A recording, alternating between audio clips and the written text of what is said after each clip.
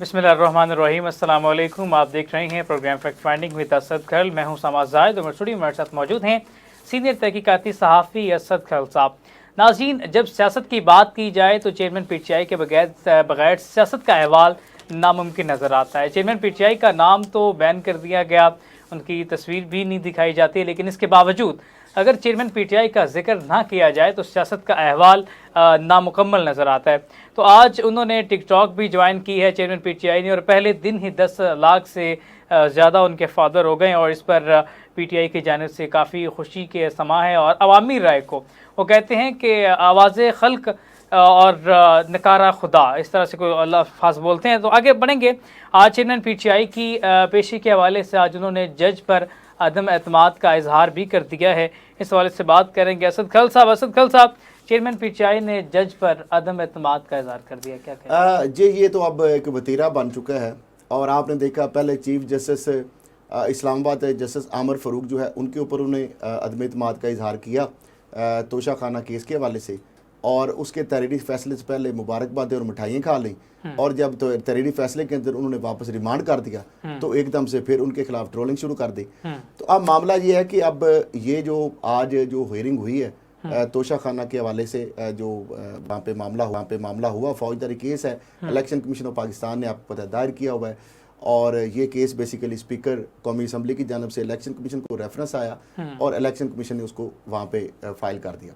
अब ये इख्तियार समात के ऊपर इनका बेसिकली इसी केस के अंदर आपको पता है ये इस्लामाबाद हाई कोर्ट के अंदर भी ये केस इन्होंने चैलेंज किया, और उससे पहले इस्लामाबाद हाई कोर्ट के चीफ जस्टिस के फैसले के खिलाफ सुप्रीम कोर्ट में भी गए थे। तो मैंने ये सारा बता दिया था कि चूंकि ये नीचे वाली कोर्ट ने फैसला कर दिया, वहाँ पे ये गए नहीं, ये चक्कर में थे कि जब समात सुप्रीम कोर्ट होगी तो हम इधर जो है इसको छोड़ के तो हम हाई कोर्ट के फैसले के खिलाफ जाएं। अगर ज्वाइन कर लेंगे नीचे वाली ट्रायल कोर्ट में तो फिर सुप्रीम कोर्ट कहेगी कि आप ट्रायल कोर्ट के बाद हाई कोर्ट जाएंगे और हाई कोर्ट के बाद हमारे पास आएंगे। तो इन्होंने स्ट्रेटजी ये खेल ली, जज को पता चल गया, उन्होंने 3 दिन 4 दिन 7 दिन का अल्टीमेटम था, तो उन्होंने कहा जनाब आपके जब बंदे आ ही नहीं रहे तो लादा उन्होंने फैसला दिया। उसके खिलाफ फिर मैंने कहा था कि हाई कोर्ट जाना पड़ेगा, फिर हाई कोर्ट गए। अब वो चीफ जस्टिस साहब की तबीयत ख़राब है, जारी बारी छुट्टियाँ उन्होंने ली हुई हैं। तो अब मामला ये है कि इन्होंने अब बैरिस्टर जो गौहर अली खान जो है उन्होंने जज साहब को कहा कि आपकी फेसबुक जो अकाउंट है ना, वहाँ पे चेयरमैन पीटीआई के खिलाफ पोस्ट लगी हुई है। अब सरप्राइजिंग बात यह है कि जज साहब ने ये कहा कि आपने कोई फराजी कराई है या किसी फोरम पे गए हैं कि ये मैंने की है। तो दूसरी जानब जो है कुछ मीडिया पर्सन ये भी कह रहे हैं, चूंकि मैं वहाँ मौजूद नहीं था, इस तरह की गाल बना, अगर गलत है तो बात आप तस्दीक कर दीजिएगा, कि वो ये कह रहे हैं कि जज साहब ने एडमिट किया कि अकाउंट मेरा लेकिन मैंने पोस्ट नहीं की। तो जाहिर बात है, अब ये भी बात है ना कि आपके अकाउंट पे अगर पोस्ट आप नहीं करते तो फिर उसमें किस तरीके से आपको मिलान किया जा सकता है? नहीं, जिम्मेदार तो है, लेकिन उसके लिए एक डिटरमिन फोरम होता है ना बकायदा। आप साइबर क्राइम में जाते, को आप एफआई में जाते, और उसके बाद वो डिटरमिन होता कि आपने की हैं या किसी और ने की हैं। हैकर भी तो बड़े फिर रहे हैं ना जगह जगह, ठीक है ना। तो मामला ये है कि हैकर तो हर जगह पे मौजूद है और कुछ भी किया जा सकता है, और माशाल्लाह बहुत सारी किसी भी जगह से किसी भी अकाउंट तक एक्सेस लेना और उसके जरिए पोस्ट करके। आपकी बात में थोड़ी सी चीज़ मैं ऐड करना चाहूँगा, मैंने वो टोटल देखी है वो सारी टाइमलाइन। अगर एक ही डेट से तमाम पोस्टें अगर की जाएं तो वो तो समझ आता है हैकर ने एक ही टाइम पे ये पोस्टें की हैं, लेकिन एक पोस्ट 15 दिन जो हैकर एक दफ़ा आपका हैक अकाउंट कर लेता है तो वो ज़रूरी नहीं कोई एक ही टाइम में करेगा। जब उसके पास एक्सेस आ गई बेशक 10-10 दिन बाद करता रहे, मैं ये नहीं कह रहा, लेकिन बात ये है कि बहरहाल उन्होंने कहा कि आपसे मुझे तवक्कुह नहीं थी कि आपने वही पीटीआई वाला रवैया जो इख्तियार किया है। तो बहरहाल अब मामला ये है, अब देखना है कि इसके ऊपर आगे फिर वही मामला जो है ये जाएगा हाई कोर्ट में, फिर सुप्रीम कोर्ट तक मामला जाएगा। तो अल्टीमेटली मामला ये है कि वहाँ पे जाके मसला ये होता है, कोई भी केस होता है तो लॉजिकल एंड तक जब तक ये ट्रायल कोर्ट का फैसला नहीं होगा। लेकिन बेसिकली जो पीटीआई की स्ट्रेटजी ये है कि वो इस ट्रायल को ही नहीं मान रहे, वो इस केस की जो प्रोसीडिंग है उसको ही नहीं मान रहे। सुप्रीम कोर्ट में भी इसी बुनियाद पर गए थे कि ये मियाँ वाली का जो सेशन जज है, क्योंकि ये है उनके गोशवारे इलेक्शन के जो रिटर्न और जो आपके गोशवारे दाखिल करते हैं, तो वो डिस्ट्रिक्ट रिटर्निंग ऑफिसर होता है मियाँ वाली, और उसके पास आपको पता है सेशन जज को नॉर्मली डिस्ट्रिक्ट रिटर्निंग अफसर लगाया जाता है, और उसके पास ये इख्तियार होता है, और वो कहते हैं कि वो डिस्क्वालीफाई करने का या रेफरेंस भेजने का उसको इख्तियार है। वो ये कहते हैं कि इलेक्शन कमीशन का जो बंदा है, जो इसका मुद्दई है या इलेक्शन कमीशन है, उनके पास डिस्ट्रिक्ट जो सेशन जज है मियाँ वाली का इख्तियार नहीं है कि। और दूसरी बात है जुरिस्डिक्शन का इशू फिर आ जाता है कि मियाँ वाली के सेशन जज का इस्लामाबाद के सेशन जज के पास किस तरह इख्तियार आ गया, और फिर इलेक्शन कमीशन ऑफ पाकिस्तान के पास मियाँ वाली के डिस्ट्रिक्ट एंड सेशन जज के पास, वो इख्तियार कैसे आ गया? सही है। तो नॉर्मली अगर ये भी हो सकता था कि वहाँ पे सेशन जज या वहाँ का जो इलेक्शन डिस्ट्रिक्ट इलेक्शन ऑफिसर होता है, जो असिस्टेंट इलेक्शन अफसर होता है, तो वो वहाँ पे दायर करता है, या वहाँ पे जो DRO उसका जो रिटर्निंग डिस्ट्रिक्ट ऑफिसर है वो भी कर सकता था। एक ये भी तो प्रोसीडिंग है ना कि अगर इस तरह रिवर्स होगा तो स्पीकर जो है वो रेफरेंस भेज देंगे इलेक्शन कमीशन को, और इलेक्शन कमीशन जो भेज देगा वो अपने जो उसका ज़िले का जो रिस्पेक्टिव डिस्ट्रिक्ट का जो वहाँ पे जो सरबराह है इलेक्शन कमीशन का और उस सेशन जज को। तो मामला ये है कि ये जान छूटने वाली है नहीं। जिस तरीके से वो चाहते हैं ना कि इसमें क्लीन चिट मिल जाए बगैर ट्रायल के, मुझे नहीं लगता कि इसमें मिलने वाली है। ठीक है खल साहब, आगे फौजी अदालतों में civilian trial case full court बनाने की हुकूमती देखिए, मैं तो पहले दिन से ये कहा है, आपको अभी पता चल रहा है, मैं कई दफ़ा इस प्रोग्राम में हमने और नाज़रीन को बता चुके हैं। मैंने पहले भी बताया था कि जब तक ये फुल कोर्ट नहीं बनेगा ये मामला ऊंट किसी करवट बैठता नजर नहीं आता। ये मैं इस बुनियाद पे कह रहा हूँ कि मेरी जज साहबान से, रिटायर्ड या जो भी मतलब आप कहेंगे या आईनी माहिरीन से मेरी जो बात हुई है, और उन्होंने यही कहा है कि ऑलरेडी इस हवाले से सिविलियन का मिलिट्री कोर्ट के अंदर ट्रायल जो है, इसके फैसले जो मौजूद हैं और फुल कोर्ट भी इसकी प्रोसीडिंग कर चुका है। यानी 17 रुकनी जज इसमें प्रोसीडिंग दे चुके हैं, जिसमें 11 गालबन या 12-13 जजेस का एक तरफ फैसला था। उसके बाद ये फुल कोर्ट, उसके बाद फिर PTA के दौर के अंदर भी 25-26 सिविलियन ट्रायल जो है सिविलियन का मिलिट्री कोर्ट के अंदर ट्रायल हुआ। एक जानब ये है। अब दूसरी जानब जो हुकूमत ने तो कल डाल दी कोर्ट में, यानी जो बाल है, उन्होंने कहा जी फेडरल गवर्नमेंट का तो कल स्टांस आ गया था कि जनाब ये फेडरल जो मिलिट्री कोर्ट का जो इख्तियार है सिविलियन का मिलिट्री कोर्ट के अंदर, और उस चीज़ को उन्होंने अपनी CMA के अंदर जो उन्होंने अपनी रिप्लाई दिया था उसमें बता दिया था कि बिल्कुल सिविलियन का मिलिट्री कोर्ट के अंदर बगैर किसी आईनी तरमीम के ट्रायल हो सकता है। तो अब मामला ये है कि 6 रुकनी अब बेंच है। अब चीफ जस्टिस साहब ने ये कहा है कि तकनीकी मसला भी है। जस्टिस अतर मंडला साहब जो हैं वो बैरून मुल्क हैं, 3 जज जो है उन्होंने बैठने से इनकार कर दिया है। तो 4 जज आपके जब नहीं होंगे तो फुल कोर्ट तो बन नहीं सकता। तो 12 उन्होंने कहा जी हम आपको सुनेंगे। तो आज अटॉर्नी जनरल साहब को भी सुना, लेकिन इरफान कादर साहब भी इलेक्शन कमीशन के वकील हैं, जो में बोलने लगे सिर्फ मुझे 2 मिनट दे दिए, तो उनका कल आपको तफसील से सुनेंगे।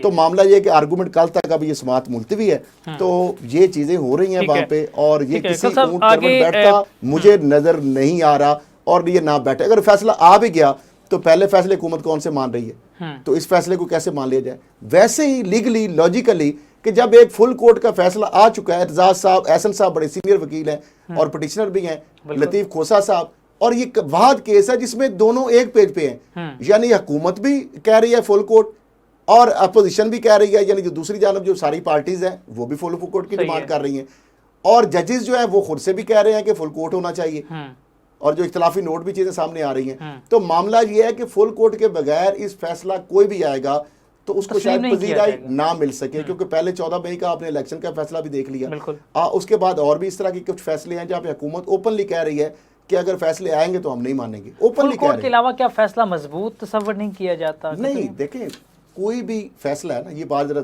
आम नाजरीन के लिए कि अगर आपका फुल कोर्ट का कोई फैसला आ जाता है तो उसके बाद अगर एक भी जज कम होगा, या फुल कोर्ट की बजाय आपको 10 रुकनी या 12 रुकनी बेंच भी बना लें, 14 रुकनी भी बना लें, अगर 17 रुकनी फुल कोर्ट ने बनाया है, वो फैसला किया है, इस तरीके से बेंच जैसे लार्जर है, अगर 8 रुकनी बेंच का फैसला आ जाता है तो उसके बाद आप 5 रुकनी बेंच बना लेंगे, तो 5 रुकनी बेंच उस 8 रुकनी के बेंच के फैसले को कालदम करार नहीं दे सकता।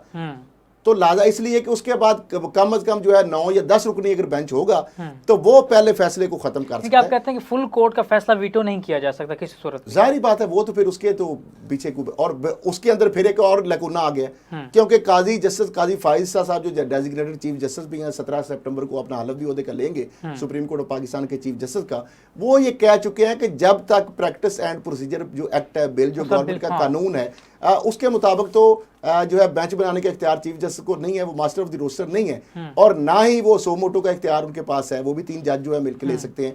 और इस तरीके से जो इस तरह के कॉन्स्टिट्यूशनल मैटर हैं उसके अंदर भी सीनियर सारे जजेस और बड़े बेंच बनाने पड़ेंगे। तो वो कहते हैं जब तक उसका आपने स्टे दिया हुआ है कानून के खिलाफ, जब तक आप नहीं करेंगे मैं उसमें बैठूंगा नहीं। तो फुल कोर्ट वैसे नहीं बन सकता जब तक वो फैसला नहीं आएगा।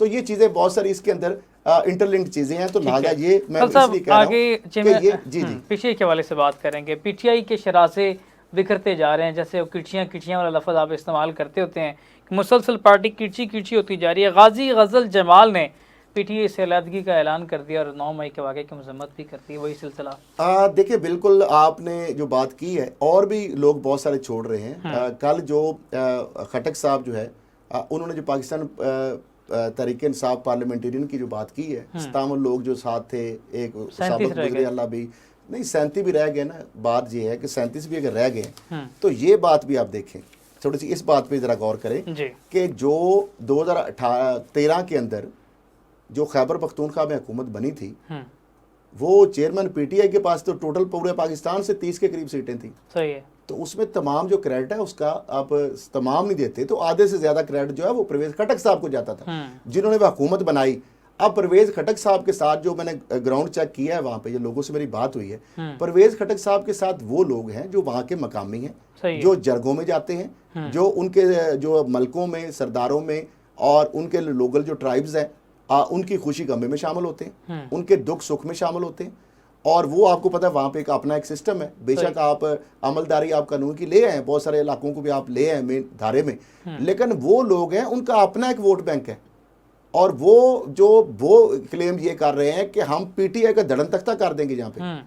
और मसला ये है कि जो परवेज खटक साहब की हुकूमत थी, और पहली दफा हुआ कि खैबर पख्तूनख्वा में कभी भी दोबारा जाने वाली जो आउट गोइंग जो गवर्नमेंट है या जाने वाली जो हुकूमत होती है, कभी वो वापस नहीं आई, रिपीट नहीं किया उसने, लेकिन 2 तारीख अक्सरियत से आई। तो वो कह रहे हैं मैं जब डिलीवर कर रहा हूं तो मुझे साइड लाइन कर दिया उल्टा, और खुडे लाइन लगा दिया गया, और उसके बाद उनकी वजह से वो कह रहे हैं कि 2 तारीख अक्सरियत भी आ गई। अब मामला सारी सूरत में एक और चीज़ भी है, चेयरमैन पीटीआई से आज उन्होंने बड़ा एक बयान दिया, वो कहते हैं कि मुझे मामला बेहतरी की तरफ जा रहे हैं। आप क्या समझते हैं, उनका कॉन्फिडेंस लेवल है या वाकई इस तरह की कोई मामला बेहतरी की जानिब देख रहे हैं? वो तो 8 और 9 अप्रैल की दरमियानी शब तक वो सरप्राइज ही देते रहे पूरी कौम को। कॉन्फिडेंस लेवल तो उनका उस वक्त भी बड़ा ज़बरदस्त था। हमारे दोस्त साथी खातून और मर्द जो एंकर बैठे थे, कुछ दुनिया में हैं, कुछ चले गए हैं। तो मामला ये है कि या उनको भेज दिया गया है। मामला ये है कि उस वक्त भी आखिरी गेंद तक वो सरप्राइज दे रहे थे कौम को। तो लिहाजा वो एक उनका एक तरीकाकार है, वो स्टैमिना है, स्पोर्ट्समैन स्पिरिट है, और वो चूंकि उनका एक अपनी मिथ है, उनकी अपनी एक साइकी है, या उसके अंदर उन्होंने गांठ एक दूसरा बांध दिया या मिथ है। वो ये समझते हैं कि जब तक आप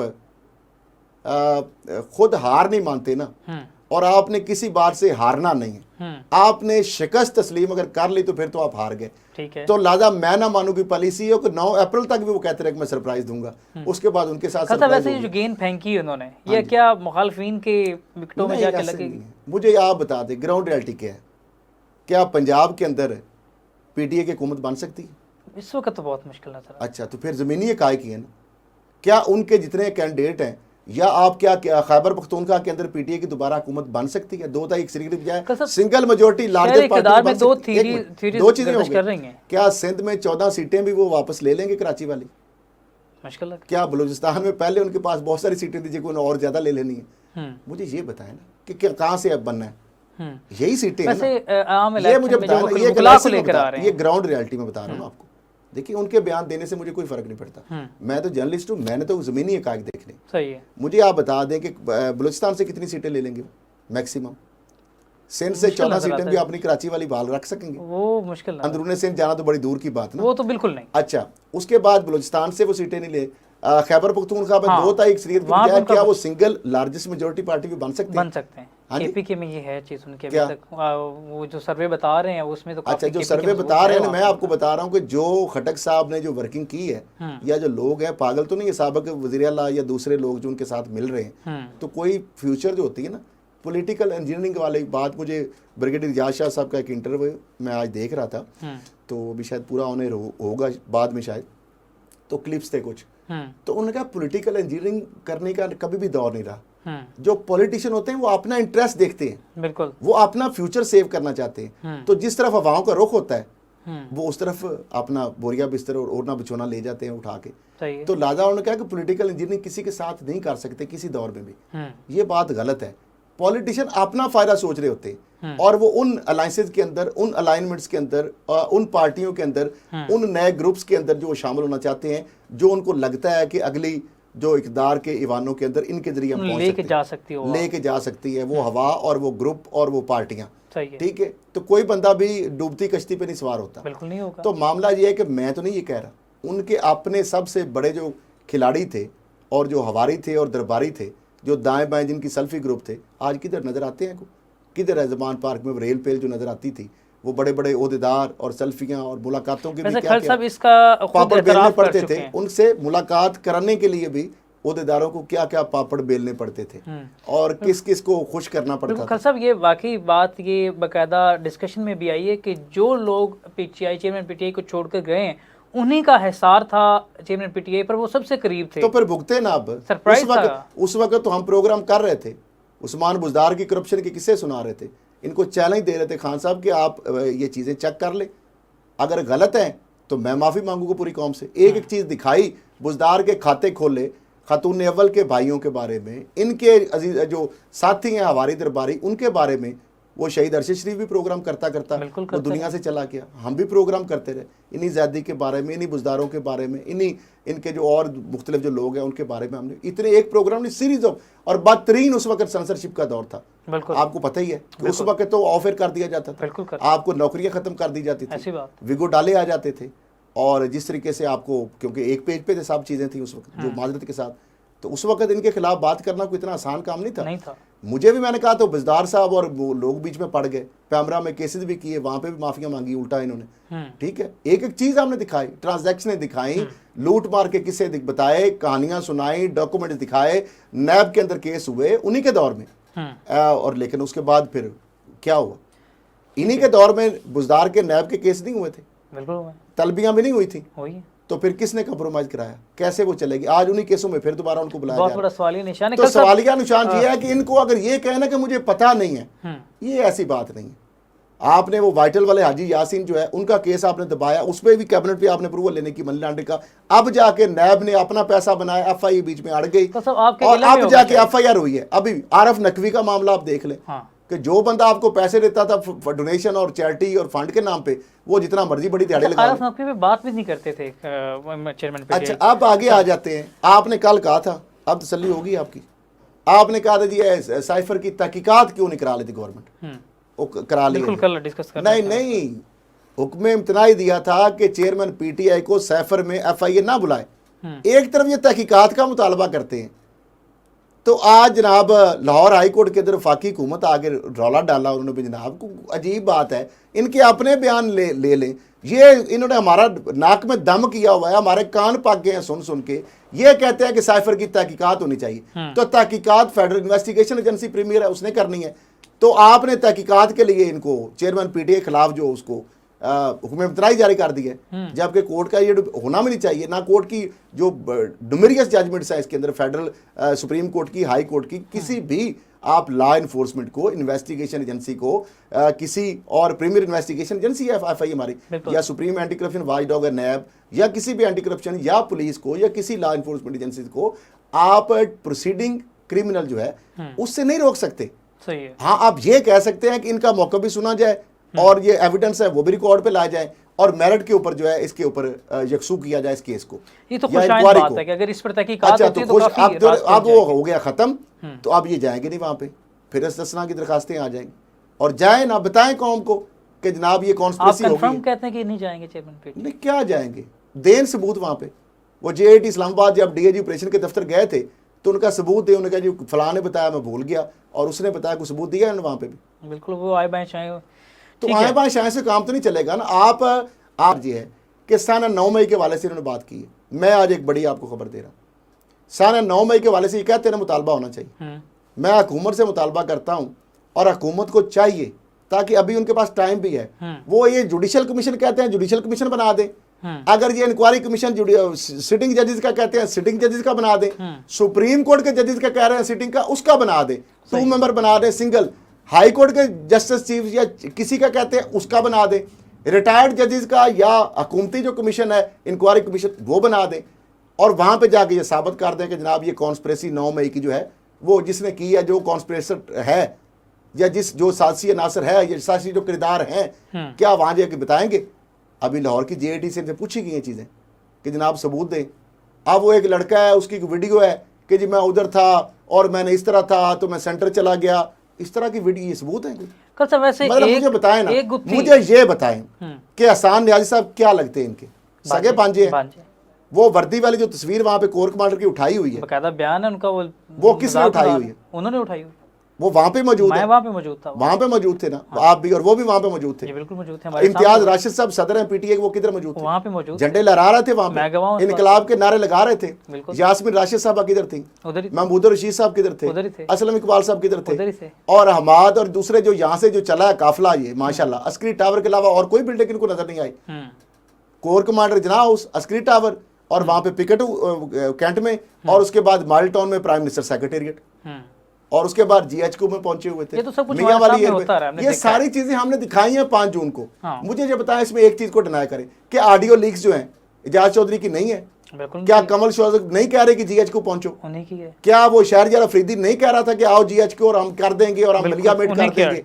तो मुझे ये बताएं कि ये चीजें जो है आप कौम को आप समझते हैं कि सारे बेवकूफ हैं, सारे गूफ हैं? आप जो कहेंगे हाँ ये बात ठीक है आपकी, ये मैं मानता हूं कि माशाल्लाह आपकी जो अंधी तकलीद करते हैं लोग, और आपने जो फिलॉसफी है, जो आप जानते हैं कि एक चीज को बार बार जब कहेंगे ना, झूठ भी सच लगने लगता है। और आपकी जितनी तकरीरें हैं माशाल्लाह वो उठाएंगे तो उसमें 2-4 जुमलों के आगे पीछे होता है। आप एक चीज जो मुसलसल आपने साइफर की कहानी चलाई, उसके बाद आपने कहा कि मेरे ऊपर कातलाना हमले, फलां बंदे हैं, 4 बंदे हैं, तो आपको किसने रोका है? आप जाके बताएं, कोर्ट में जाके चीजें दे दें कि ये यहाँ पे प्लानिंग हुई थी, ये बंदा था, ये बंदा उसके साथ लिंक था।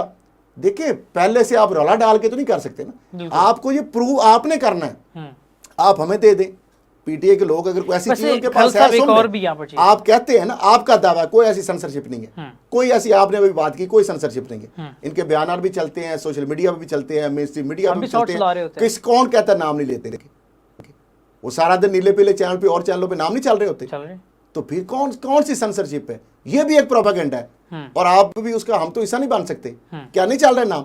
इनकी स्पीचेस नहीं चलती, इनके बयान हेडलाइन की शुरू नहीं चलते, इनका जो पार्टी का पॉइंट ऑफ व्यू वो नहीं आता है ना, हर तरीके से आ रही है। कौन सी खबर इनकी रुक रही है? इनके वकीलों के भी अब बयान हेडलाइन के नजर बन रहे हैं जीनत, बिल्कुल। 4 तो मसला ये है ना, किसी के जरिए भी एक पॉइंट ऑफ व्यू आ रहा है ना चीजें। तो अब मामला ये है कि ये जो चीजें हो रही हैं, आपके पास अगर ऐसे साना 9 मई के वाले से किसी के खिलाफ, हमारे किसी इदारे के खिलाफ, किसी एहलकार के खिलाफ, किसी हुकूमती रुकन के खिलाफ, या कोई ऐसे साथी नासर जो हैं कि जो आप समझते हैं कि वो इन्वॉल्व है और आपके ऊपर डाला जा रहा है, तो सबूत लाएं। हम दिखाने के लिए हमारा प्लेटफॉर्म हाजिर है, हम दिखाएंगे, कोई नहीं रोक रहा। आप लाएं, मैं चैलेंज दे रहा हूं, लाएं, सारा 9 मई के वाले से बताएं, हमें सबूत दें, हम इस मेन स्ट्रीम मीडिया पर दिखाएंगे, कोई नहीं रोक रहा, किसी ने किसी को रोका। मामला ये है कि ये चीज आ गई। फिर उसके बाद सैफर है, अब आप जाके वहां पे बता दें, अब तो आपको मौका मिल गया। एफआई कर रही है तहकीकात, हाई कोर्ट ने हुक्म तनाई दिया था, हुकूमत ने आके वो वापस ले लिया, आपका ये मुतालबा भी पूरा हो गया, 2 मुतालबे तो आपके पूरे हो गए। तो आप अगर वो नहीं बनता तो आप मीडिया पे दे दें, आप अपने यूट्यूब पे माशाल्लाह आते हैं, आप फेस उस पे आते हैं, टिकटॉक पे भी अब तो आप आगे हैं, आप उसमें स्पेसिस में आते हैं, आप हमें भिजवाएं। मैं कहता हूं मेन स्ट्रीम मीडिया चलाने के लिए तैयार है। आप दोनों चीजों के सबूत दे दें कि साना 9 मई में हम नहीं मुलव्वस, ये लोग मुलव्वस हैं, ये किरदार है, ये मास्टरमाइंड है, ये सहूलतकार है, जो भी है, और ये वहां पे मौजूद थे, इन्होंने मनसूबा बनाया, ये सारे कहां पे मनसूबा बना। और इसी तरीके से आप बता दें कि साइफर के हवाले से कौन कौन उसके अंदर किरदार है। कल साहब वैसे एक बात है, एक गुत्थी सुलझती नहीं है, एक नया मामला बुलंडर आ जाता है। पीटीए ने इलेक्शन के मौके क्यों ज़ाया किए? राज खुला तो सबकी आंखें खुल जाएंगी। परवेज खटक का ये बयान एक अजीब तरह की फिजा पैदा करता है। देखें परवेज खटक साहब चीजें खोल नहीं रहे। मैंने एक चीज आपको इशारा किया था, मैंने कहा कुछ लोग जेलों में हैं, कुछ लोग आजाद हैं, और कुछ खुद से छुपे हुए हैं और पोर्ट्रे ये कर रहे हैं कि उनको किसी ने गायब किया है। सही है, जो खुद से गायब हुए हैं अपनी चोर की दाढ़ी में तिनकों की वजह से और हीरो बनने के लिए। आज भी एक ऑडियो लीक निकली है, अच्छा ऑडियो बन के आ जाती है।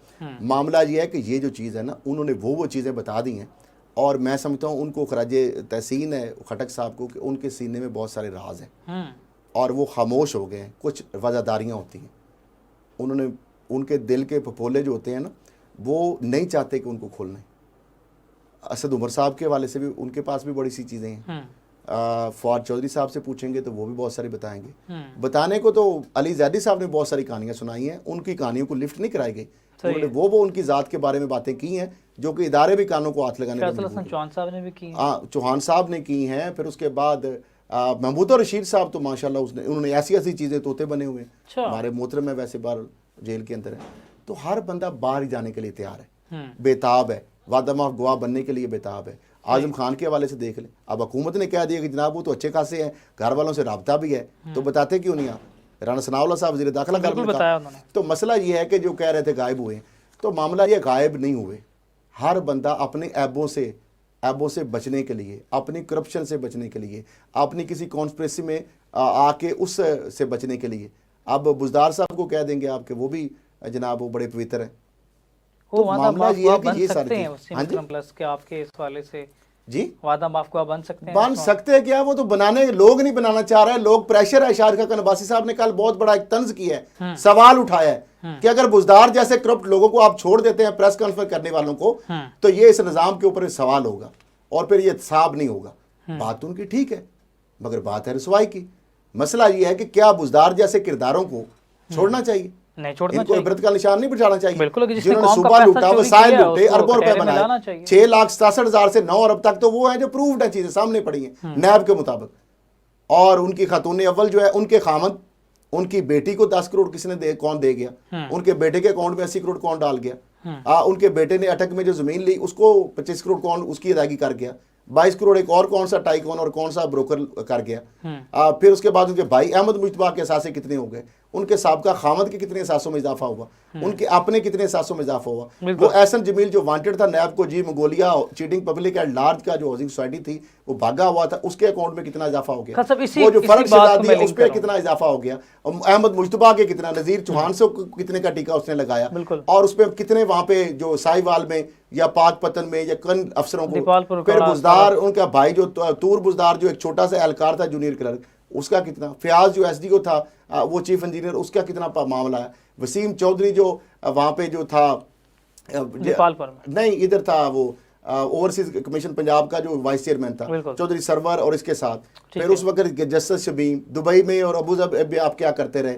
जब शाह नवाज के साथ आप गए वहाँ पे आपने क्या किया? मैंने तो ट्रांजैक्शन आपको दिखाई थी, याद है ना बुजदार साहब? याद है ना जब आपको मैंने आपकी फैमिली की भी ट्रांजैक्शनें दिखाई थी, जब आपको ट्रैवल हिस्ट्रियाँ दिखाएंगी और आपके पसीने छूट गए थे, सबको मना कर दिया कर जनाब ये क्या हो गया? कल साहब इसके साथ हम लिंक कर लेते हैं। टीवी पे दिखाई, आपको चेहरे आपके दिखाए, एक एक प्रोग्राम उसके ऊपर किया, उस वक्त किया, अब नहीं किया। तो मामला ये है कि आप तो सारे कर रहे हैं, हम उस वक्त कर रहे थे। इसी बात को मैं लिंक करूंगा। अब फवाद चौधरी साहब के नाकाबिले जमानत वारंट गिरफ्तारी मुअत्तल कर दी गई, रिलीफ तो मिल रहा है ना? देखिए रिलीफ तो देखें ना, आप 180 की आप लेके आ जाए मुझे, मैं आपको दावा फिर कर रहा हूँ, आप 180 केसेस की वो कहते हैं दावा करते हैं ना चेयरमैन पीटीए, आप ले हैं, आप 180 छोड़ के आप 80 की ले हैं, जमानतें दिखा दें मुझे, 20 आप 40 की जमानतें दिखा दें। तो इसका मतलब है अगर आपकी 20 या 30 की जमानतें हैं, तो अगर 180 केस है तो 150 केस में आपको पकड़ ही नहीं गुरा, फिर आप लाडले हैं क्या? बात यह है कि कौम को इस तरह गुमराह मत करें, और कौम गुमराह हो रही है, और जो उनके फॉलोअर हैं अंधी तकलीद करते हैं। माजरत के साथ हमारे जानने वाले बहुत सारे दोस्त हैं, लेकिन ये है कि वो नहीं मानेंगे, वो गालियां निकालते हैं, मुझे पता। आप जितना मर्जी अनफॉलो कर लें, मुझे ऐसा फॉलोअर नहीं चाहिए कि जो सच सुनना नहीं चाहता और जो झूठ के ऊपर अंधी तकलीद करता है। मुझे ऐसे फॉलोअर की जरूरत नहीं है। ऐसी मुझे आपने इतने लोगों को आपने पूरा जोर लगाया है, मुझे आपने 1.5-2 लाख फॉलोअर आपने कम किए, आप मेरा एक फॉलोअर भी अगर रह जाए ना, अगर सच्चा होगा ना, तो मैं वेलकम करूंगा। और झूठे जो फॉलोअर मुझे नहीं चाहिए, जो झूठ की अंधी तकलीद करते हैं, और जो दलील के साथ मेरा जवाब दें, दलील के साथ। ना मैंने आज तक किसी को ब्लॉक किया है, ना मैं ब्लॉक करूंगा। आप जितनी मर्जी गालियां निकालें, वो आपकी तरबियत का असर है, मैं उसका जवाब नहीं दूंगा। मैं यही कहूंगा, अल्लाह से दुआ करूंगा कि अल्लाह ताला आपको हिदायत दे और आपको सीधे रास्ते पर, और आपको हक और सच जो है वो जानने की, उसको बर्दाश्त करने की, सुनने की तौफीक अता फरमाए। अगर मैं झूठा हूं तो मेरे ऊपर अपना अल्लाह ताला अज़ाब मेरे ऊपर डालेगा। और अगर आप झूठे हैं और आप अपने एक गलत चीज को उसके सच को सुनना ही नहीं चाहते, मुझे ये बताए ना, मैं किसका लिफाफा हूं? क्या मैं जरदारी का लिफाफा हूं? क्या मैं शरीफों का लिफाफा हूं? मैंने तो उनके खिलाफ किताबें लिखी हैं, मैंने उनके खिलाफ प्रोग्राम किए, मैंने उनके खिलाफ केसेस के अंदर मुद्दई हूं। मुझे आप बता दें, आप आगे आ जाए सीक्रेट फंड के ऊपर आ जाए, वो जो क्लासरा साहब का प्रोग्राम, वो सीक्रेट फंड में 280 लिफाफे मैंने एक्सपोज कराए हैं, जो मुख्तलिफ इदारों से और सरकारी इदारों से और भी मुख्तलिफ जो सीक्रेट फंड के जरिए जो पैसे ले रहे थे, वो 280 लिफाफों की तो मैंने लिस्ट एक्सपोज कराई थी, और एक लिस्ट बड़ी जो थी वो आने वाली थी, तो अब सार आलम और इनके जो साथी हैं, और माजरत के साथ मैं और अहमद मीर साहब का इसमें कसूर नहीं है, और वो मैंने पिटीशन दी, सीक्रेट फंड मैंने बंद करिए, सवाबदीदी फंड मैंने बंद कराए, तो लाए ना एक को लिफाफे का कोई सबूत लाए। मसला ये है कि आप ये कहानी लिफाफा है जी, वो लिफाफा है जी, सॉफ्टवेयर अपडेट हो गया, ये आपने टर्म बनाई हुई है। आपको क्या हुआ है? आपका तो सॉफ्टवेयर वैसे ही उड़ा हुआ है, आपका तो दिमाग काम ही नहीं करता कि आप वो जो होते हैं ना, जो चाइना वाले, या जिस तरह वो लॉक कर देते हैं बच्चे को, ऊपर वो चढ़ा देते हैं उसका सर ताकि बड़ा ना हो या उसका दिमाग, आपके वो इस तरह है, आपको हिप्नोटाइज किया हुआ है, मेमोराइज किया हुआ है, मैग्नेटाइज किया हुआ है, जिस तरह वो हुए हैं अपने घर से, बिल्कुल उसी तरीके से आपको उन्होंने कर लिया। मतलब एक चीज तो है, वही man is known by the company की। बिल्कुल खल साहब, एक चीज तो है, जब पीटीआई किसी को साथ देखती है, जैसे परवेज खटक कल को पीटीआई में थे तो उरूज पर थे, उनके गीत भी गाए जाते थे, आज वो पीटीआई से अलहदा हुए हैं तो उन्हीं के खिलाफ यही तो बात है, यही तो बात है। साहब कहते हैं कि लॉन्च होने से पहले फारूक हो गई थी पार्टी। एक सेकंड के अंदर ये लोग तोता जिस्मी करते हैं। ये मुझे बताएं 2011 में क्या था इनके पास? अच्छा खल साहब, किस चेहरे से ट्रोलिंग करते हैं? मुझे ये बताएं कि अलीम खान और जहांगीर तरीन का अगर ये 2011 का जलसा था तो उसकी कामयाबी का उनको सेरा नहीं जाता? कंटेनर वो लेके आए हैं। अच्छा चले, पैसे उसके बाद आ जाए, उसके बाद आ जाए, पटके भी, हेलीकॉप्टर भी टैक्सी बन गए। उसके बाद क्या है कि मैं जानता हूं बहुत सारी ऐसी चीज़ों को, और इस चीज़ का चेयरमैन पीटीआई को भी पता है, वो करें डिनाई इसको, कि जहांगीर तरीन उससे कितने वफादार थे, कितने वफादार थे, मैं शाहमूद कुरैशी उनसे कितने वफादार थे, ये मैं उनको चैलेंज दे रहा हूं। और वो कहते थे कि आप मेरी बात समझिए, एक ही बात है। ओन चौधरी से वो कितने उनके साथ वफादार थे, वो कहते थे ओन चौधरी और मेरी एक ही बात है, जहांगीर तरीन मेरी एक ही बात है। शाह महमूद को जब मैंने मिलना होता तो लाहौर से बुला लेते थे, और जहांगीर तरीन को बुला लेते थे, और वो कहते थे इनको बता दो, मुझे बता दो, एक ही चीज़ है। वो करप्शन के खिलाफ जो एक जांच चल रहा था, हम तो उसका हिस्सा थे जब ये प्राइम मिनिस्टर नहीं थे, और जब ये प्राइम मिनिस्टर बने तो पूछ ले इनसे, क्या इन्होंने मुझे नहीं बुलाया? मैं नहीं गया। मैंने कहा मेरा अपना प्रिंसिपल स्टांस है कि जब तक आप वज़ीर आज़म में नहीं मिलूंगा आपको, मुझे आज तक मेरी कोई सेल्फी निकाल दे नहीं, मुझे नहीं शौक, वो साबित नहीं है कि आप नहीं, हमारा काम नहीं है। लेकिन खल साहब यहाँ पर फैसल वाडा से पूछ ले, कराची में मैं था, इत्तेफाक से एक मीटिंग थी बड़ी, तो उसके अंदर मैं भी था उसी जो होटल में, तो मुझे देख के पकड़ के गाड़ी में बिठा लिया ज़बरदस्ती की जहाज़ पे चले। मैं कहा मैं किसी की जहाज़ पे नहीं बैठता। फैसल वाडा इसकी चीज़ का गवाह है, और ये करें उसको डिनाई। कितनी इनके साथ मेरी मीटिंग्स हुई, फवाद चौधरी से पूछ लीजिएगा, आप शाहमूद से पूछ लें, आप जहांगीर तरीन से पूछ लें, आप अलीम खान से पूछ लें, आप शीरी मज़ारी से पूछ लें, आप असद उमर से पूछ लें, बाबर अवान से पूछ लें, और इसके बाद जितने भी लोग हैं, बिल्कुल कि कई सीरीज ऑफ मीटिंग हुई। अच्छा, शाहमूद कुरैशी साहब जो है वो बेचारे अभी तक झंडा थामे हुए हैं, फिर है, और परवेज खटक साहब के बारे में वो क्या कह रहे हैं, मजबूर हैं बेचारे, क्या करें अब। किसी तरफ पीपल्स पार्टी उनको भी नहीं किसी तरीके से मामला हो रहा, नून लीग के साथ जा नहीं सकते वो, तो अब मामला ये है कि उन्होंने झंडा तो थामा हुआ है, लेकिन फिर मैं भैया कि जिसने झंडा देना है उसकी पार्टी का, वो मेरा नहीं ख्याल किसी को झंडा देगा। तो शाहमूद कुरैशी साहब जी जी, तारीख की सितम ज़रीफ़ी है कि हम तारीख से सबक नहीं सीखते। कल से जो मौजू ज़ेरे बहस है वो है पाकिस्तान तहरीक इंसाफ पार्लियामेंटेरियंस का लॉन्च। आपको याद होगा कि पीपीपी पार्लियामेंटेरियंस का लॉन्च हुआ। मैं दो जुमलों में ये तफरीक आपके जरिए कौम के सामने रखना चाहता हूं, और वो ये है कि जब पाकिस्तान पीपल्स पार्टी पार्लियामेंटेरियंस का लॉन्च हुआ, उसको पार्टी की क़यादत की ताईद हासिल थी, उनकी ईमा और सपोर्ट से हुआ। ये जो लॉन्च है, इससे पार्टी की क़यादत की मुखालिफत का सामना करना पड़ेगा। और फिर आपने देखा कि कल जो वहाँ मोअज़्ज़िज़ मेंबरान तशरीफ फरमा थे, उनमें से बहुत से लोगों ने तरदीदी बयान भी जारी कर दिया है कि वो इसका हिस्सा नहीं है या नहीं बनना चाहते। तो मैं समझता हूँ ये लॉन्च भी लॉन्च के साथ दफन हो गया। जी नाज़रीन, इनका जो जवाब दिया है जो पीटीआई के जो लीडर है उनकी जानिब से और खटक साहब के हवाले से, तो वो भी ज़रा सुन लेते हैं। खैबर पख्तूनख्वा के अक़लियती विंग का सदर हूँ पाकिस्तान तहरीक इंसाफ के। आज जो सोशल मीडिया में मेरे हवाले से जो खबरें चल रही हैं कि मैं पीटीआई छोड़ चुका हूँ और परवेज खटक साहब के साथ उसके नए पार्टी में शामिल हुआ हूँ, मैं इसकी तरदीद कर रहा हूँ। ये मन गढ़ंत खबर है, और मैं ना आज उस प्रोग्राम में था और ना किसी पार्टी को ज्वाइन किया हूँ। मैं पाकिस्तान तहरीक इंसाफ में था और पाकिस्तान तहरीक इंसाफ में रहूँगा। जी नाज़रीन, अब खबरें कोई अब किसी से मनसूब करके चला देता है, पहले उनसे मनसूब करके खबर वो कहते चलाई, उनके बेटे ने तरदीद की, उसके बाद वो खुद पार्टी बना के चेयरमैन पीटीआई के सामने आ गया। अब किसकी माने, किसकी बात सही माने और किसकी बात गलत माने। लेकिन इस हवाले से एक रिपोर्ट भी है कि द राइज एंड फॉल, वो देख लेते हैं।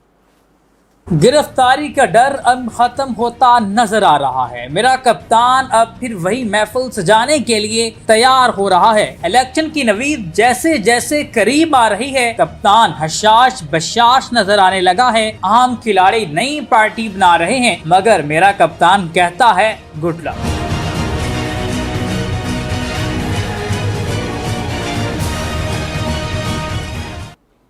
नाज़रीन, रिपोर्ट आपने देखी। और भी बहुत अहम खबरें और इंकशाफात हमारे पास मौजूद हैं। लेते हैं छोटे से ब्रेक और ब्रेक के बाद दोबारा चलते हैं।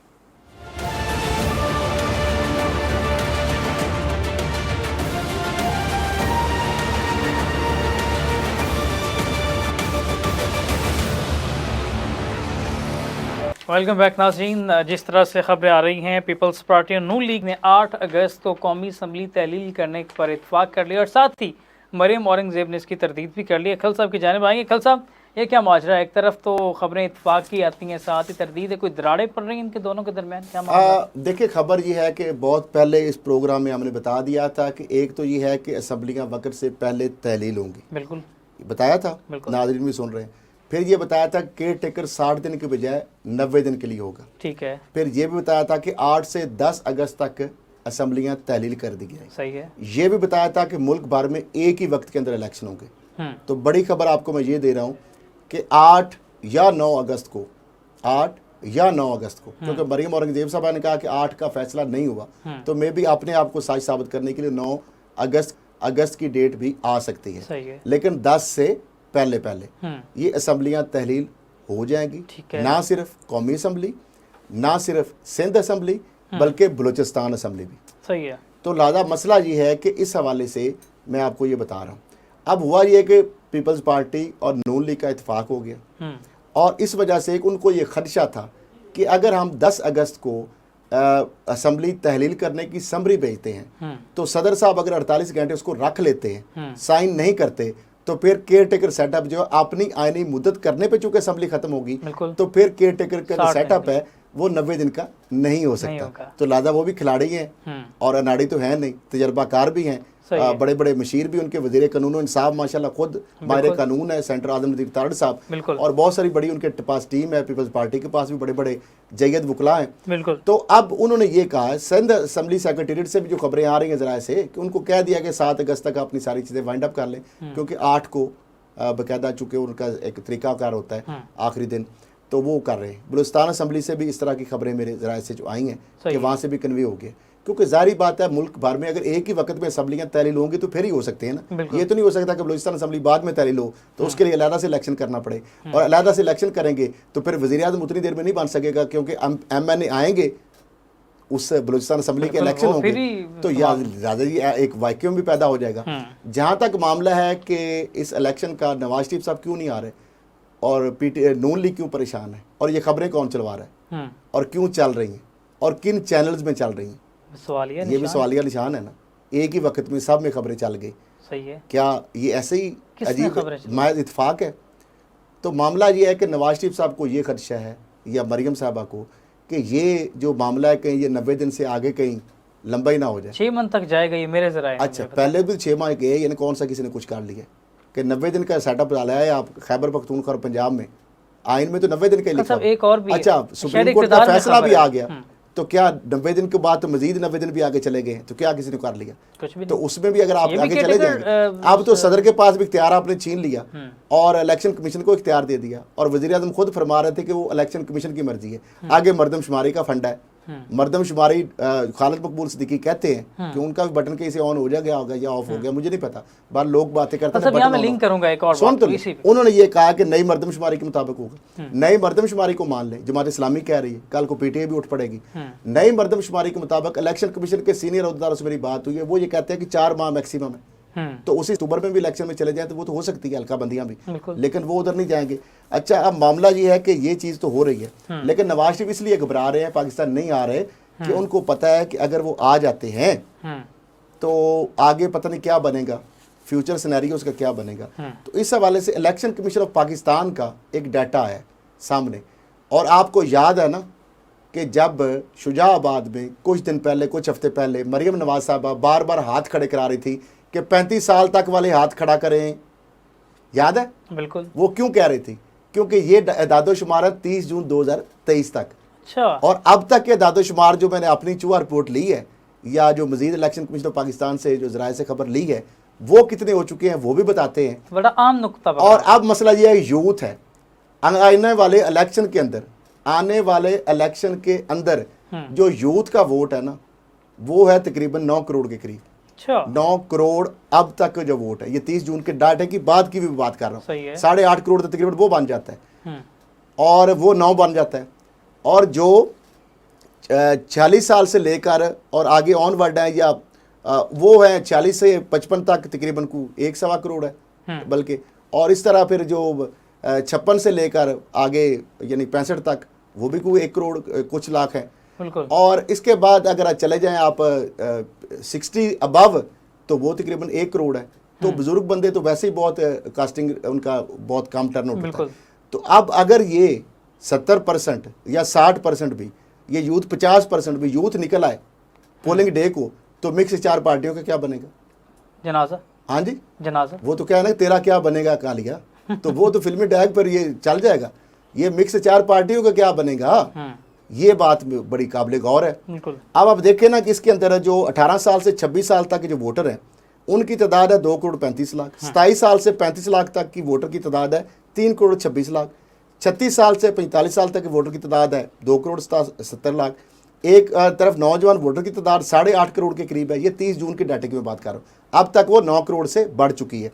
दूसरी तरफ अब वो मैंने कहा ना, समझ आई कि मरियम नवाज साहबा जो है शुजाबाद के जलसे में नौजवान को बार बार जो हाथ 35 साल तक वालों को खड़ा करा रही थी। आपको पता नहीं, को बाबे के भी खड़ा करते थे, कभी छोटे बड़े, तो वो बार बार कहती 35 साल तक वाले वो खड़ा करें हाथ।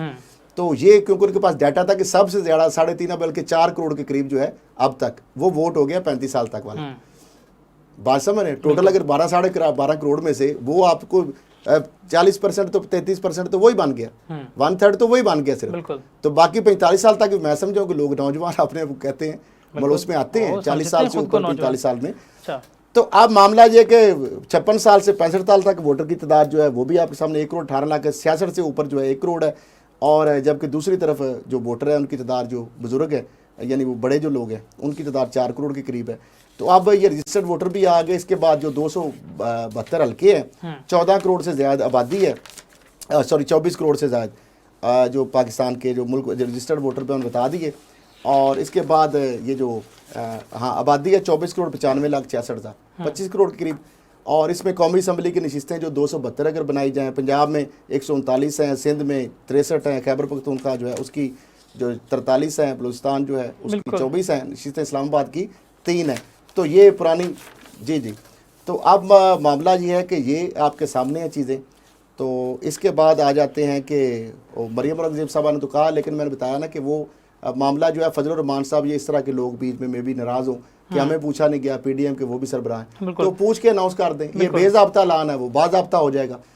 जी ठीक है। कल साहब यहाँ पर हमारे पास $600 मिलियन चाइना के जो है रिलेशन पाकिस्तान के सवाल से PM साहब के शॉर्ट पहले वो सुन ले। जी सुना। ये 5 अरब रुपया इस बजट में रखा गया है। उम्मीद है कि जो भी हुकूमत इलेक्शन के नतीजे में आएगी वो इस बजट को हालात बेहतर होने पर और बजट में इजाफा करेगी। आज ही ये कल की बात है कि एक और हमारे पाकिस्तान का जो फॉरेन एक्सचेंज रिजर्व है उसमें $600 मिलियन का और कल इजाफा हुआ है। एक मैं कहे बगैर नहीं रह सकता, मुझे मना किया गया था कि मैं नाम ना लूं, लेकिन क्या करूं कि जो दोस्त, जो मुरब्बी, जो मेहरबानी करता है उसको याद रखना चाहिए। कल फिर चीन ने, उनके एग्जिम बैंक ने पाकिस्तान को $600 मिलियन और उसका हमें रोल ओवर कर दिया। ये कोई मामूली बात नहीं। मैं अगर सफारती आदाब का ख्याल रखूं तो मैं शायद नाम ना लेता, लेकिन दिल ये कहता है कि जिसने एहसान किया हो उसको याद रखो। वज़ीर आज़म साहब, असल बात कौम से क्यों छुपा रहे हैं? इधर उधर की बात ना कर, असल ये बताएं आप कि 600 मिलियन जो 60 करोड़ है वो एग्जिम बैंक चाइना से आपने कर्जा लिया है। ये नहीं बता रहे कौम को, वो एहसान नहीं होता, आपने कर्जा लिया है चाइना के एग्जिम बैंक से, और वो एशियन बैंक से, वर्ल्ड बैंक से और पाकिस्तान के कमर्शियल बैंकों से ज़्यादा, जो मेरी इतलात है, आपने वो सूद पे कर्जा लिया है। इसमें कौन सा एहसान है?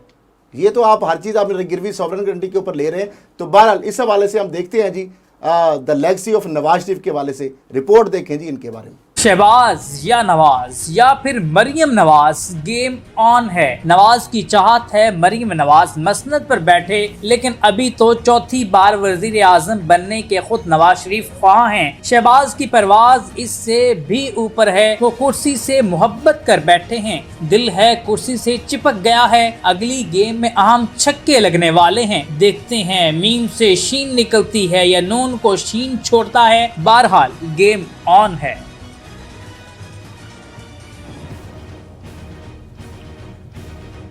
जनाब गेम इधर से भी ऑन है और उधर से पीपल्स पार्टी जो है उन्होंने भी गेम ऑन कर रखी है। एक तरफ वो हुक्मरान इत्तेहादी भी हैं और दूसरी तरफ विकटें गिराने का वो काम उन्होंने घुस के घर में मारने का फैसला कर लिया है। नून लीग की विकटें गिरा दी हैं जनाब उन्होंने, और 2 विकटें नून लीग की गिरा दी हैं, 1 PTI की विकेट गिरा दी है, और सेंट्रल पंजाब भी फतह करने के वो दावेदार हैं।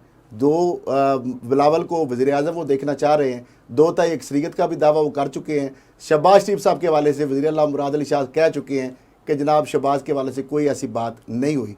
उसके बावजूद शहबाज शरीफ और जरदारी की जो मुलाकात हुई है तो उससे आपको समझ आना चाहिए। बाकी मैंने कल इशारे के नाइयों में खबर एक दी थी कि एक्सटेंशन या प्रमोशन के हवाले से, तो वो पुरानी बात हो गई है। बाहर जो लोग बैठे हुए हैं उनको थोड़ा कहें कि ज़रा आपके पास अपडेटेड चीज़ें नहीं होती, और वो जो हुई हैं आप जो बता रहे हैं वो इस तरह चीज़ें नहीं हैं, वो किसी और तरीके से हैं। वो किसके लिए सरप्राइज़ होगा वो सबको पता आने वाले दिनों में लग जाएगा। लेकिन पाकिस्तान के लिए, मुल्क के मफाद के लिए, वसी तर मफाद के लिए जो फैसले किए जा रहे हैं, मैं समझता हूँ उसका पाकिस्तान के इस आने वाले दिनों में उसके यकीनी तौर पर आपको असरात भी नज़र आएंगे। खल साहब, शाहनवाज भुट्टो जो है उनकी जो एनिवर्सरी है उस पर उन्होंने बिलावल भुट्टो ने बाकायदा इस पर पैगाम दिया, इस पर आप क्या कहें? जी, उनका गुस्सा शॉर्ट है? नहीं, बिल्कुल शॉर्ट नहीं है। अच्छा चलें, उन्होंने पैगाम भी दिया। दूसरा सॉफ्टवेयर पार्क के हवाले से, जी एक सॉफ्टवेयर पार्क के हवाले से भी हमारे पास चूंकि एक अच्छी खबर है कि ये जो 6 सालों में अगर आप बात करें तो IT के हवाले से, तो इसमें हम बहुत अरबों डॉलर जो है वो पाकिस्तान में ला सकते हैं। और अगर इस हवाले से जो मैं समझता हूँ कि जो भी ये चीज़ें हो रही हैं, और ये बहुत एक खुशाइंद बात है कि पाकिस्तान में IT के हवाले से देखें ना, अब भारत की हमारा हमसाया मुल्क है, IT की एक्सपोर्ट जो है बहुत ज़्यादा है, अरबों डॉलर में है। तो अगर हम अपने नौजवान, हमारे स्किल्स हैं, ऑनलाइन है, डिजिटल, बहुत ज़्यादा हम बैठ के यहाँ पे डॉलर कमा सकते हैं। और वो जो डॉलर की बात करते हैं कि डॉलर की कमी हो रही है और फिर डॉलर बढ़ रहा है, एक तरह से डॉलर आ भी रहे हैं और फिर बाहर कौन ले जा रहा है बैग बार बार के। तो ये चीज़ें भी तरफ चलते हैं हमारे पास। जी हाँ, रिपोर्ट तो ज़री इशियाक जो है उस 62% है, उसकी भी हम क्लिप कल चलाएंगे। और भी चीज़ें हैं। महंगाई जो है वो चीनी कहाँ पे पहुंची हुई है, तो महंगाई जो है उसका जी तो महंगाई के हवाले से आप देख लें, खुर्दोनोश की कीमतों में होशरबा, चीनी में इजाफा हो गया है। और चौधरी सदर जो मरकजी अंजन ताजरान है, उनका क्लिप शायद हम आप ना चला सके टाइम की, तो शॉर्ट चला दें जी। उनकी आवाज़ 62% की को आवाज़ सुनाने के लिए तैयार ही नहीं है मेन स्ट्रीम मीडिया पे। 62% जरी पाकिस्तान का आम आदमी आज 2 वक्त की रोटी के लिए मोहताज है। जरी पाकिस्तान के जहां पर गंदम, गन्ना और हर तरह की सब्जियां और फ्रूट पैदा होता है, पास्को के गोदाम गंदम की बोरियों से भरे होते हैं। लाखों बोरियां खुले आसमान के नीचे, तरपालों के नीचे पड़ी होती हैं, लेकिन फिर वो बोरियां मिट्टी की बोरियों के अंदर तब्दील हो जाती हैं। नामालूम कि हमारी सिविल ब्यूरोक्रेसी के अंदर या हमारे सियासतदानों के अंदर मौजूद कीड़े उस गंदम को खा जाते हैं, और नतीजतन एक आम आदमी को आज 150 से 160 रुपए किलो गंदम और आटा खरीदना पड़ रहा है। मैं सवाल करता हूं हुक्मरानों से कि इस पाकिस्तान के अंदर जहां 7 करोड़ लोग खते गुर्बत से नीचे हैं, वहां एक आम आदमी कैसे 160 रुपए किलो आटा, 150 रुपए किलो चीनी खरीदे, जिसकी कीमतों के अंदर मुसलसल इजाफा होता चला जा रहा है। और मैं ये बात भी वाज़ेह करना चाहता हूं कि पाकिस्तान का ताजर वो बहुत कम मुनाफे के ऊपर अपनी दुकानों पर आटा, चीनी और दीगर अशिया ज़रूरिया फरोख्त करता है। जी वो मैं बता रहा हूँ जी, वो नामालूम जो कीड़े हैं, मैं खुद इस चीज़ का विटनेस हूँ। वज़ीर आज़म हाउस इसका विटनेस है, और DG नैब सक्कर और अब जो DG नैब रावलपिंडी हैं, इरफान जो साहब हैं, मिर्ज़ा इरफान बेग साहब, उस वक्त तो DG नैब सक्कर थे। 11 अरब रुपए जो गंदम कहते हैं चूहे खा गए, उन चूहों से 11 अरब रुपए रिकवर करके इन्हीं के साथ उन्होंने दे दिए। और वो 11 अरब, उसके अलावा भी कितना माल ये हुआ है और कहाँ ये पैसा जाता है और ठीक कहाँ है, डॉलर कल जा साहब, रहा है। तो रिपोर्ट की मामला तरफ ये है चलते कि हैं। रिपोर्ट है हमारे पास, द लेगेसी ऑफ भुट्टो, वो देखें, भुट्टो और लुट्टो। बिलावल के और बाद भुट्टो। द बासवा बीबी की निशानी को बीबी की जगह देने की तैयारी है। क्या जरदारी बिलावल से नाराज हैं या फिर कुछ बड़ा सोच रहे हैं? ताहम तो बिलावल भुट्टो के वजीर आजम बनने की बारी है। इस हवाले से कर ली आसफ जरदारी ने तैयारी है। बड़ी मुलाकातें तो कर रहे हैं मगर दिमागी शातिर जरदारी, सियासत के बेताज बादशाह जरदारी अब किस गेम प्लान में है जानना बहुत मुश्किल है। बहरहाल गेम ऑन है।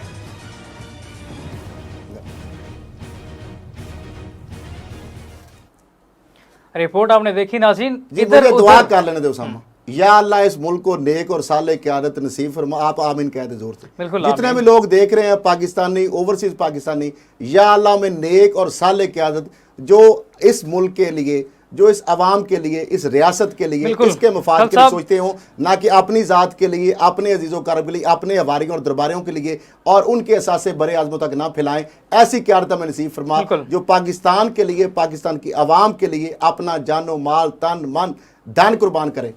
इधर उधर की न बात कर, ये बता के काफिला क्यों लुटा, मुझे राहजनों का डर नहीं, तेरी राहबरी का सवाल है।